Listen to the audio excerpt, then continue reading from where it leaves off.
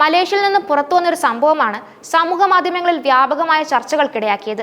6 വർഷത്തോളം അപകടത്തിൽപ്പെട്ട ഭർത്താവിനെ പരിചരിച്ച ഭാര്യയെ ഭർത്താവ് ഉപേക്ഷിച്ച് പുതിയ വിവാഹത്തിലേക്ക് നീങ്ങിയ സംഭവമാണിത്. 2016 വിവാഹിതരായ നൂറുൽ സിയസ്വാനിയും ഭർത്താവും ജോലി സംബന്ധമായ കാരണങ്ങളാൽ വിവാഹാനന്തര കാലത്ത് വ്യത്യസ്ത നഗരങ്ങളിൽ കഴിയുകയായിരുന്നു. ഇതേ സമയത്താണ് ഭർത്താവ് കാർ അപകടത്തിൽപ്പെടുന്നത്. അപകടത്തിൽ ഗുരുതരമായ ശരീര പരിക്കുകളും ഭാഗികമായ അംഗവൈകല്യങ്ങളും സംഭവിക്കുകയും അദ്ദേഹം ദീർഘകാലം ആശുപത്രിയിലും കിടപ്പിലുമായിരുന്നു. അപകടശേഷം ഭർത്താവിന്റെ ചികിത്സയും ശുശ്രൂഷയും ഭാര്യ നൂറുൽ സിയസ്വാനിയാണ് ഏറ്റെടുത്തത്. ദിവസേന നാസോഗാസ്ട്രിക് ട്യൂബ് വഴിയുള്ള ഭക്ഷണക്രമം, കുളിപ്പിക്കൽ, മരുന്ന് നൽകൽ, മറ്റ് മെഡിക്കൽ പരിചരണങ്ങൾ എന്നിവയിൽ മുഴുവൻ ഉത്തരവാദിത്വവും അവർക്കായിരുന്നു. ഭർത്താവിന്റെ ആരോഗ്യ പുരോഗതി ലക്ഷ്യമാക്കി 6 വർഷത്തോളം അവൾ പൂർണ്ണ സമർപ്പണത്തോടെ പ്രവർത്തിച്ചു. ഈ കാലയളവിൽ ഇരുവർക്കും ഒരു ആൺകുഞ്ഞ് ജനിച്ചു.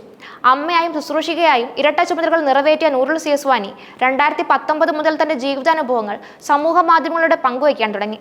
ഫേസ്ബുക്കിൽ 32,000-ലധികം അനുയായികളെ അവൾ നേടി.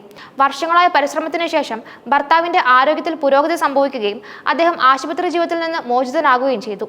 എന്നാൽ ആരോഗ്യം വീണ്ടെടുത്തതിന് പിന്നാലെ ഭർത്താവ് മറ്റൊരു സ്ത്രീയെ വിവാഹം ചെയ്യാൻ തീരുമാനിച്ചു.